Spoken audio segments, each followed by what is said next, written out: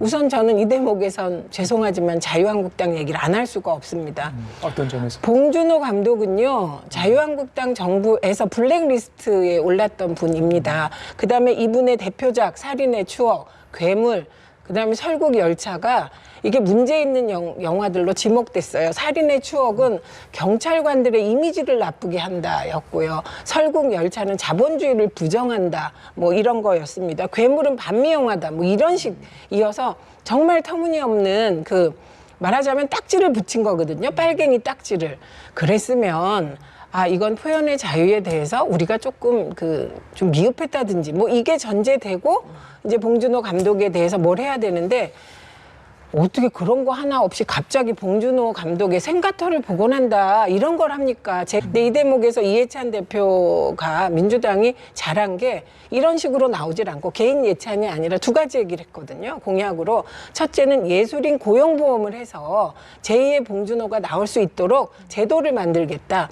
두 번째는 그 예술인들에게 국가에서 일정 수당을 지급하겠다. 이런 공약을 내세워서 이번에는 완전히 민주당이 잘한 거죠. 자유한국당 너무하신 거죠. 예. 보수통합 얘기를 좀 하겠습니다. 지도부 구성을 놓고 줄다리가 계속 이어지고 있습니다. 황교안 대표와 유승민 의원 간의 만남은 이루어지지 않고 있고요. 한국당이 오늘 전국이 열어서 새보수당과 지금 전진당 합당 의결을 하게 되죠.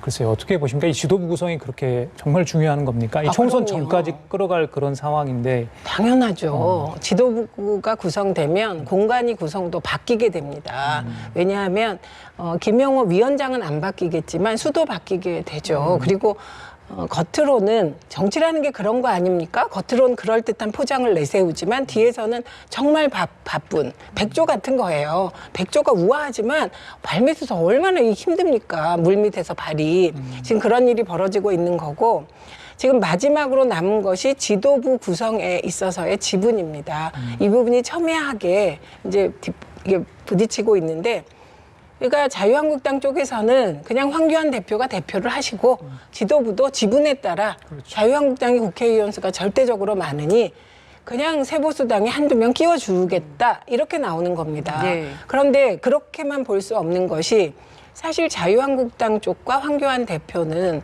친박 청산도 제대로 하지 못했고 탄핵의 강도 건너지 못했고 사실 대중적으로 보면 국민들은 도대체 혁신을 한 건가 안 한 건가 물음표를 던지고 있는 상황이거든요. 그래서 새보수당과 왜 자유한국당이 통합을 하려고 하겠습니까? 새보수당은 개혁적 보수의 가치를 계속 주장해 왔거든요. 그리고 유승민 전 대표를 비롯하여 새보수당 쪽에 대중적으로 소구력이 있는 분들이 많이 계십니다. 그래서 합당하려고 하는 거잖아요. 그러니까 이 지점에서 저는 황교안 대표의 리더십과 희생의 태도를 요구하고 싶습니다. 이럴 때는 많이 가진 사람이 확 내려놔야 그나마 통합이 좀 국민적 감동을 줄 수 있다. 그래서 일각에서 나오는 유승민 전 대표에게 선대위원장을 맡기자든가 이런 제안을 받아들이면 민주당은 확 긴장하겠죠. 일단 보수 통합에 대해서 그냥 관건이 세 가지 정도였습니다. 새 집을 짓자. 이 부분은 정말 지도부를 어떻게 바꿀 것이냐 이런 부분이고 당명에 대한 부분이 있고 그다음에 새 보수당의 당직자를 어떻게 받아들일까 이런 부분 세 가지가 있었는데 첫 번째 부분은 빼고 두 번째 세 번째는 쉽게 좀 해결될 가능성이 있습니다. 문제는 이제 새 집이죠. 여기에 왜 이제 이것이 벽에 부딪히냐 하면은 황교안 대표가 앞으로 어떻게 될까 또 황교안 대표는 어떤 방식을 취할까 이 문제 때문에 그렇습니다. 그렇게 되면은 황교안 대표의 주위에 있는 사람들도 여기에 어떤 영향을 받지 않을까 이런 부분이 이제 작용되기 때문이죠. 실질적으로 새보수당과 시민단체에서는 당대당 1대1의 어떤 조건을 이야기를 하고 있습니다. 말씀하셨다시피 한국당에서는 우리가 108석인데 그리고 우리 중심으로 이제 통합이 돼야 되는 것인데 지도부 교체라는 부분들은 전면적인 교체는 무리다. 여기에 그냥 소위 지분을 인정하는 쪽으로 가자 이런 겁니다. 그런데 사실상 한국당 속내가 여기에 참 굉장히 곤혹스러운 곤혹스러운 게 있죠. 뭐냐 그러면은 새 보수당이든 시민단체든 의석수가 108석 대 8석이라 해서 아주 심각한 차이가 나지만 이게 단순한 의석 차가 아니거든요. 뭐냐 그러면은 서로 지르는 고목의 지렛대 역할을 하는 게 새 보수당입니다. 그런 역할이 있기 때문에 8석이라도 80석 이상이 가는 효과가 있는 것이죠. 예. 여기 이제 곤혹스러운 겁니다. 만약에 이제 전제를 해서 이야기한다 그러면은 지도부를 전부를 교체했다. 이렇게 되면은 제일 이제 유력한 안이 공동대표제라고 이렇게 가는 게 유력하겠죠. 그렇게 된다면 향후에 황교안 대표 체제가 유지가 될 것인가 이 문제가 있는 겁니다. 여기에 황교안 대표가 혹여 총선에서 승리를 했다면은 이야기가 조금 달라질 수는 있겠죠. 그러나 만약 낙선될 경우는 생각하지 않을 수가 없단 말입니다. 낙선되고 난 다음에 황교안 대표가 그대로 대표적인 유지할 수 있을 것인가. 그리고 소위 말해서 친박 진영이라든가 황교안 대표를 옹립했던 그런 전위 세력들이 여기에 대해서 황교안 대표의 가치에 대해서 계속적으로 지속적으로 인정을 해줄 것인가. 이런 부분에서 굉장히 숙제가 남는 겁니다. 그래서 어려운 겁니다. 예, 종로 출마도 지금 선언한 상황이라서 종로 결과까지 가기 위해서는 당 대표직을 내려놓게 되면 아무래도 좀 많은 그 유권자들의 보기에 많은 영향력이 좀 많이 떨어지지 않겠느냐 이런 분석도 있더라고요. 그건 거꾸로일 가능성이 높아요. 그리고 황교안 대표가 종로에서 당선되냐 낙선되냐가 총선의 성공 실패다 이렇게 될 것 같지는 않습니다. 이미 황교안 대표는 총선에 대해서 아주 의미 있는 두 가지 얘기를 했어요. 하나는 과반 얻겠다. 과반 못 얻으면 사퇴하겠다. 이런 얘기했고요. 또 하나는 수도권 122석 중에 나는 100석 자신한다. 이런 얘기를 했단 말이죠. 그러니까 이미 스스로 본인의 당선 낙선 여부와 상관없이 선을 그어버린 거예요. 수도권에서 100석 못 얻으면 사퇴해야 되는 것이죠. 그래서 정치인들의 말이라는 게 굉장히 사실은 그 순간엔 그럴 수 있는데 미래 예측이 어렵잖아요. 그래서 예. 제가 보기에는 아주 어려운 선을 이미 설정을 해버리셨는데 저는 지금 이 시점에서도 황교안 전 대표가 어떤 모습을 보여주면 그러면 총선에서 좀 나아질 것인가. 그건 공동대표제도 아니에요.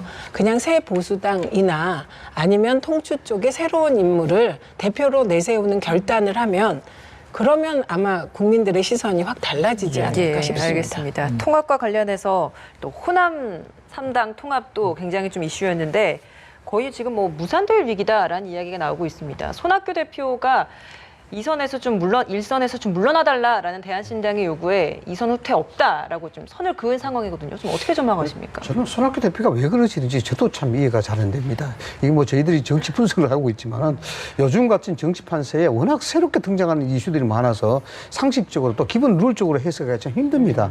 손학규 대표 같은 경우는 정치 원로시죠. 원로시고 여기 이제 준연동제 비례대표제에 대한 부분들을 주장하셨던 분이고 다당제 구도를 주장하셨던 분이고 일정 뭐 속의 목적은 좀 달성했다 봐야 되겠죠. 그런 점에서는 저는 뭐 역할에 대한 부분들을 인정을 해야 된다 이렇게 봅니다.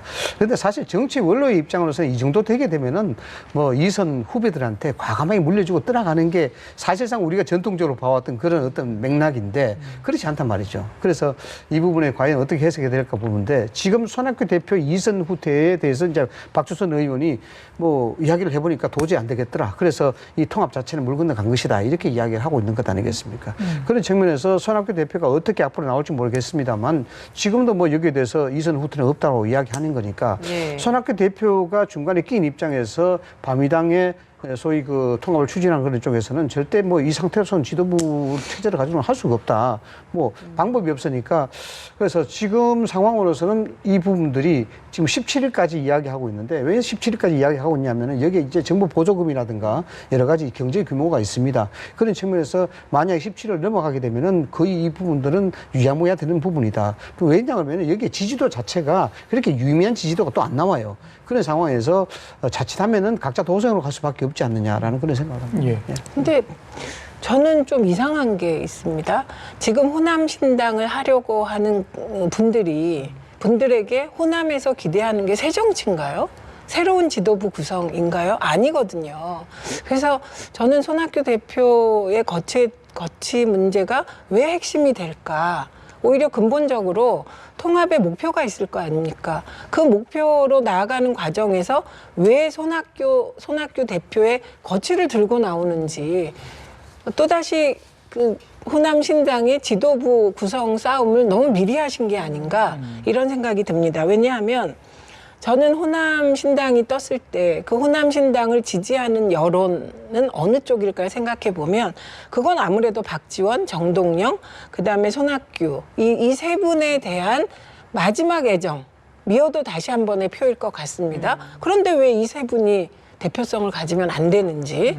그러니까 저는 하고자 하는 일과 지도부 구성은 일치해야 되는데 하고자 하는 일은 사실은 그런 표인데 제가 말씀드린 근데 그 지도부 구성은 뭔가 또 새롭게 하려고 하는 이 모순 속에서 저런 일이 발생하는데 전 오늘이라도 그냥 기존 대표들의 덫을 놔두고 통합부터 하지 않을까 하는 생각을 알겠습니다. 혼자 해봅니다. 예, 자, 분위기 바꿔서 요 주제 하나 다뤄보겠습니다.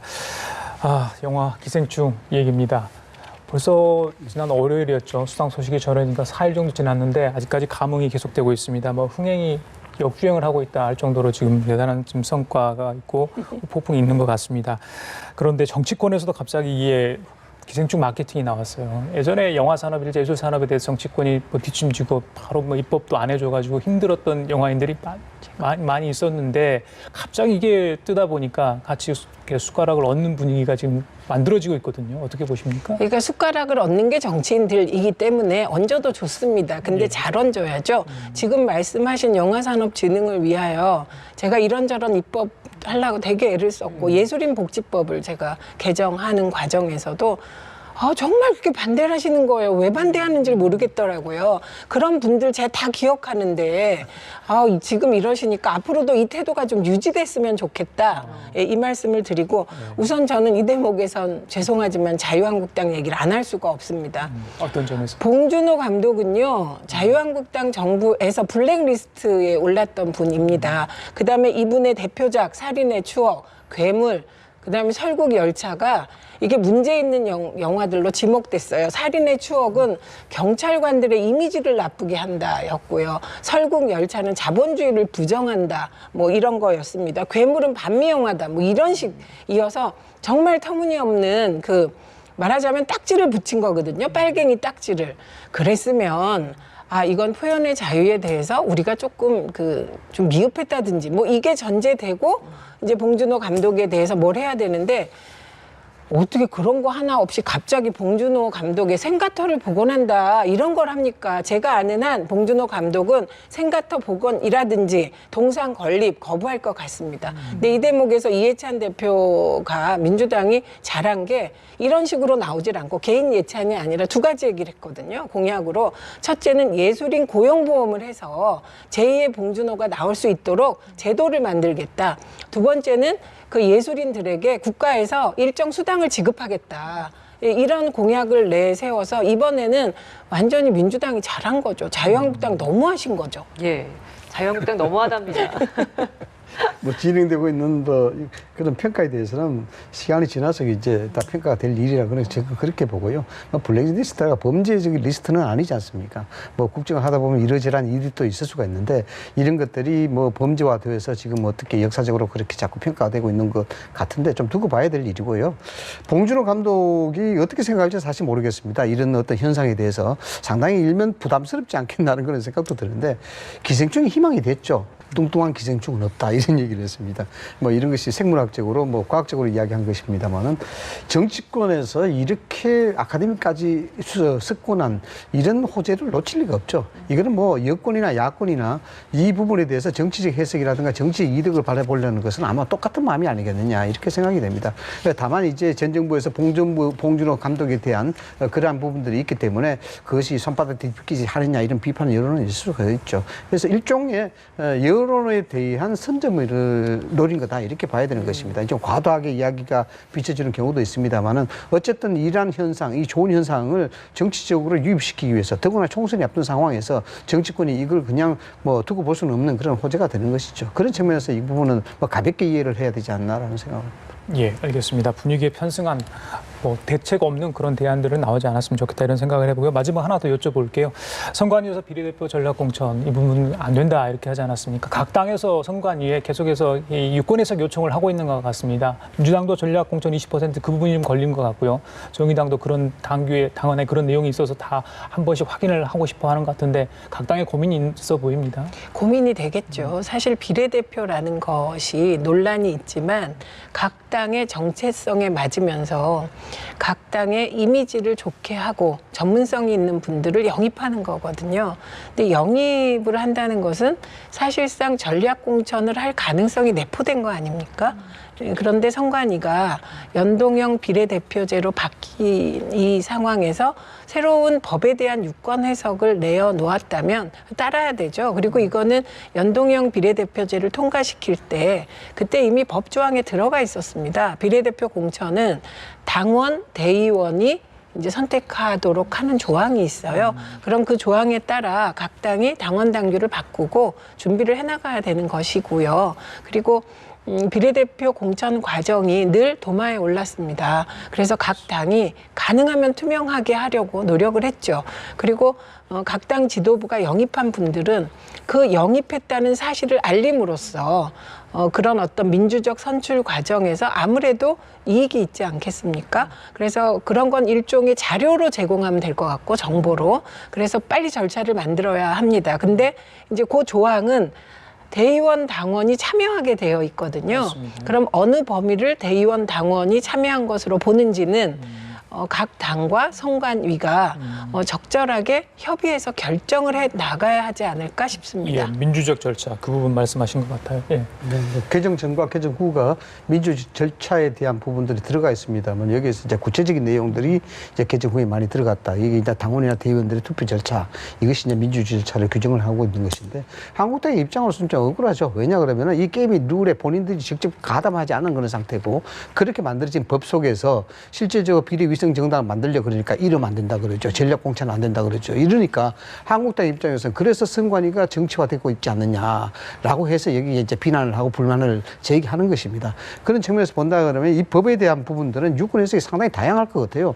전략 공천이라는 말은 방금 우리 최 의원께서 말씀 잘해 주셨는데 실제로 그 당이 정체성을 가지고 책임을 갖고 공천을 해야 할 수 있는 부분, 즉 말해서 어느 정도의 자유와 어느 정도의 여기에 대한 책임이 따라주는 부분이거든요. 이걸 과도하게 법 해석을 해서 재단을 한다 그러면은 상당히 비례대표 공천을 선관위 허가를 맡아야 되는 그런 형태까지도 변질될 수가 있다. 이런 측면에서 좀 앞으로 좀 두고 봐야 되겠습니다만 한국당 입장에서는 민주주의 절차, 전략 공천이라는 말에 대해서는 뭐 지금 우리가 외부인으로 구성된 공간에서 이게 민주주의 절차를 하고 있으니까 뭐 이 전략 공천은 없는 것 아니냐. 전략 공천에 대한 범위 자체가 당 대표라든가 공간위에서 전략적으로 공천한 이 부분을 금지하는 것이지 전체적인 시스템에 대해서는 이게 아니다라고 지금 주장하는 부분인데 논란은 계속 있을 수밖에 없다라고. 시간이 있어요. 예, 이 부분은 계속 진행 형이니까 저희 다음 기회에 한번 다뤄보시죠. 예, 알겠습니다. 지금까지